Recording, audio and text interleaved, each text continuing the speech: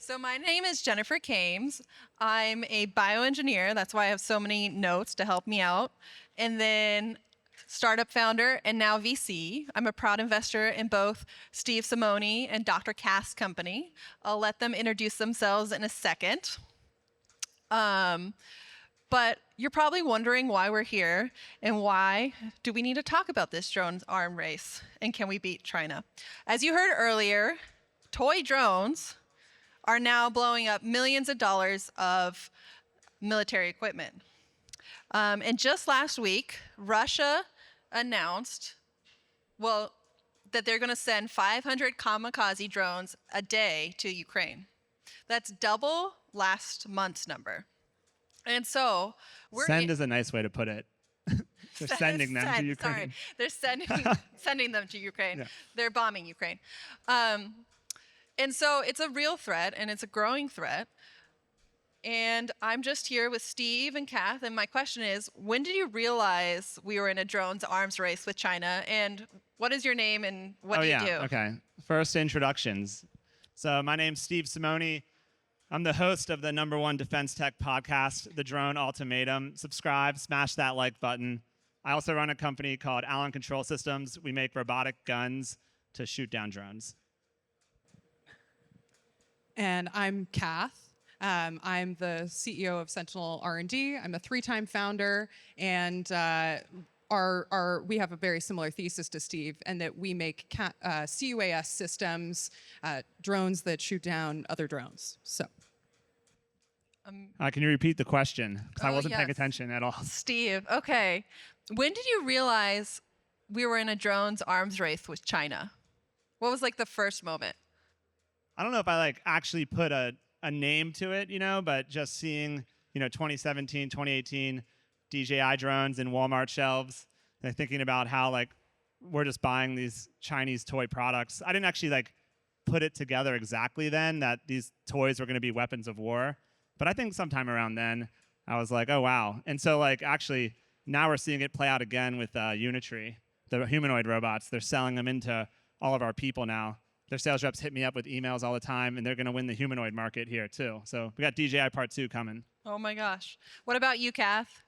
I would say it was 2014 when we started seeing those drone light shows out of China, like these beautiful, well-coordinated shows that just made me feel very uneasy. And sure enough, that swarming capability has translated to the military. In 2017, the CETC out of China was able to fly 200 strong drone swarms, fixed wing drones, and we still haven't beat that capability. And it's been almost a decade. The other thing that makes me queasy is raise your hand if you've ever lurked militarydrones.org.cn.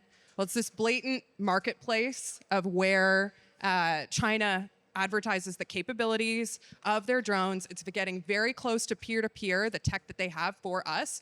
And anyone can buy these drones. And our allies and we do buy these. North American companies buy these, European companies buy these. And this lack of regulation is creating a very unhealthy dependency on that market. And it's not healthy. Okay, so it sounds like between you seeing DJI drones at Walmart a decade ago, you figuring out there's China's Amazon for drones, we're seeing this huge distribution of drones throughout the US. And that's mainly from 2 companies, DJI and CET, where they are building 70% of the world's drones based in Shenzhen, China. Raise your hand. This is a very interactive panel. So raise your hand if you've been to Shenzhen. Okay, we got one back there. That's not many. That's not many. For people who don't know, Shenzhen, China makes 90% of the world's electronics. It is it's bigger than 2 New York cities side by side. It has 10,000 manufacturing plants in this city. And they're making 90% of the world's electronics, 70% of the drones. It's a huge problem. And 40 years ago, the city was a small fishing village. And so, Dr. Kath, in your opinion, what allowed China to build this big advantage? And how can North America keep up? I mean, the first thing is just like the low cost of these drones. Like low cost of labor has given way to manufacturing might within China. When it comes to drones, 60% of the drone market is commercial and recreational.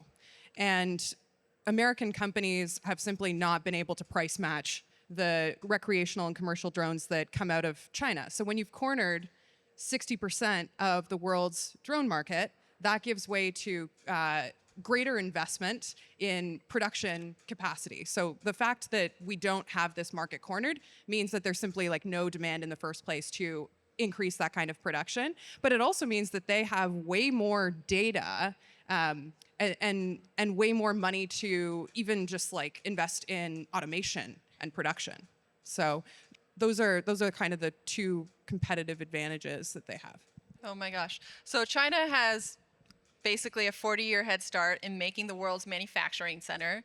Steve, what do you think the US could do or is doing maybe with DOGE or other regulations that could help us with this drones arms race?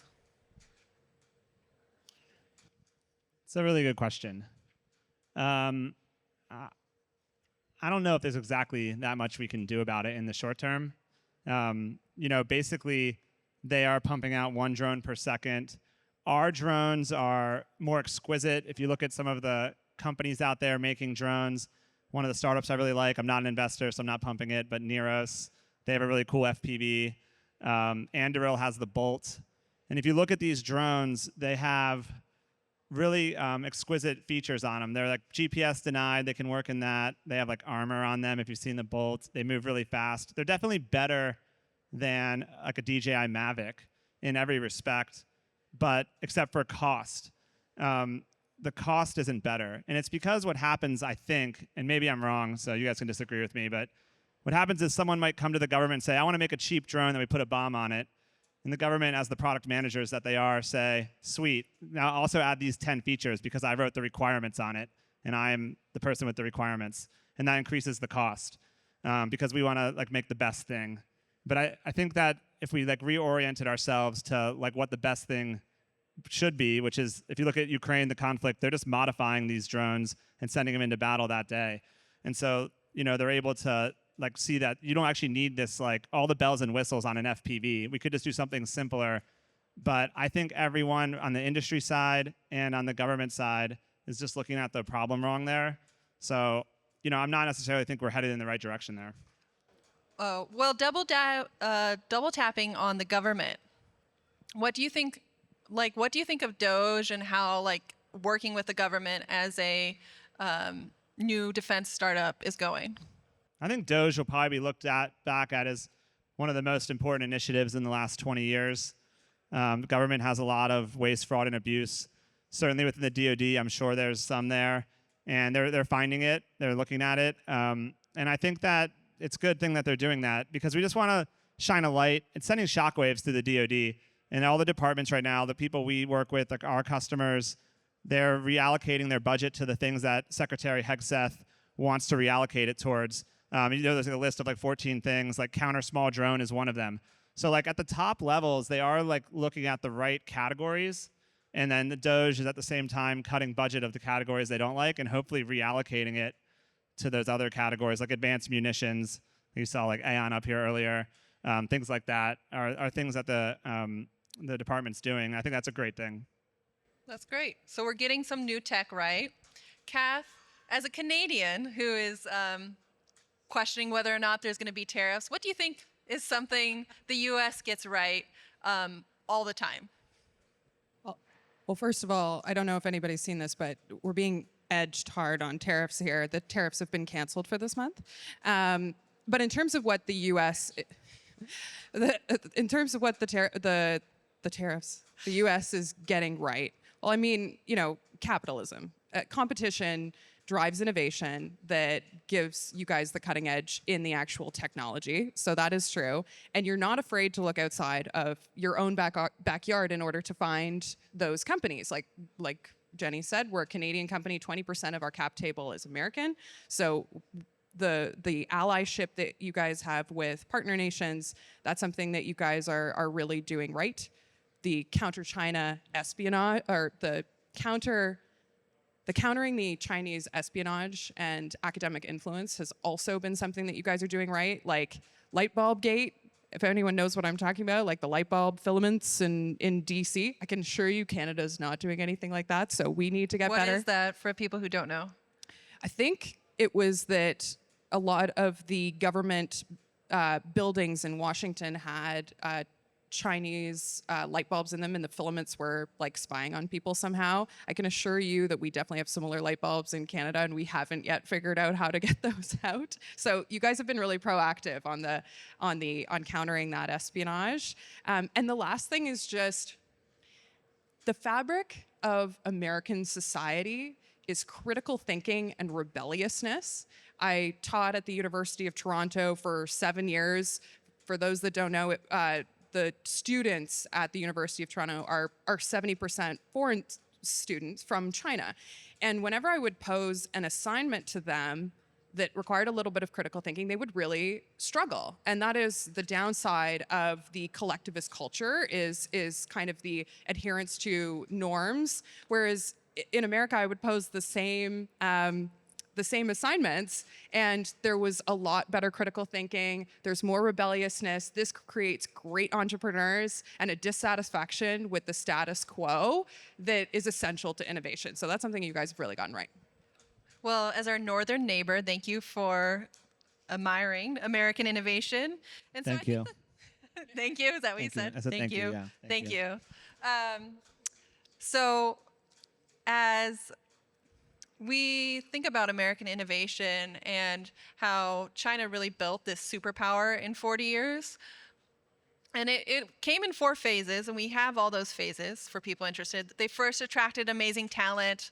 They then attracted and built out manufacturing plants. These manufacturing plants attracted companies like DJI, and then they started leading the way in innovation.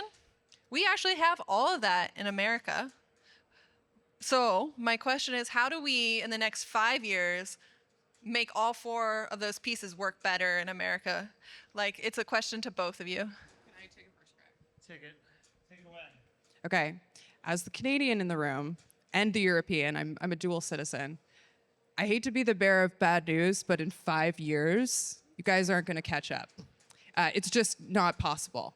And as a result, my thesis, which is the same as Steve's thesis, is that we need to be innovating in technologies that can take out those 1 drone per second production capabilities that China has. So investing in counter UAS systems, those that go beyond like EW, those that go beyond the single unit drone on drone interceptors, the 1-to-1, and investing in technologies that will take out swarms of these things. I think there's also a lot to be learned from the theater in Ukraine. Like, that's not to say that you can't scale manufacturing quickly. So I just want to say that.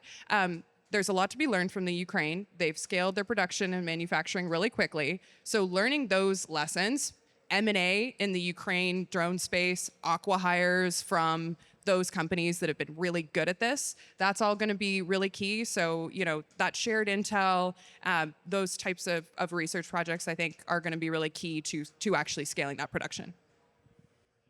Frank Zong, DJI founder, started that company in his dorm room. He got investment from Excel. It was a VC, a famous VC. American money poured into this company. This could have been an American founder. We could have built DJI. As a great Chinese entrepreneur built it. Chinese entrepreneurship is flourishing. We need to double down on entrepreneurship. We need to double down on venture community, investing in great entrepreneurs like the next Frank, who built one of the most amazing companies. We have to remember that. Like, that's how it was built. It was built by an entrepreneur. And we also need government to help in this case as well, because, like, if you look at an announcement today, Epirus just raised $250 million. The product already works. I've seen it. Like, why do they need $250 million? The government should do a $500 million purchase order. They shouldn't have to raise that. But it's just, you need so much money to sit here and wait. And so, like, there's issues there too. So, like, on both sides of it, we need to work on this. Amazing. Any final takeaways, or we can get back on track with the schedule? I feel like that was a good ending. That was a great ending. Good to go. Thank you, everybody.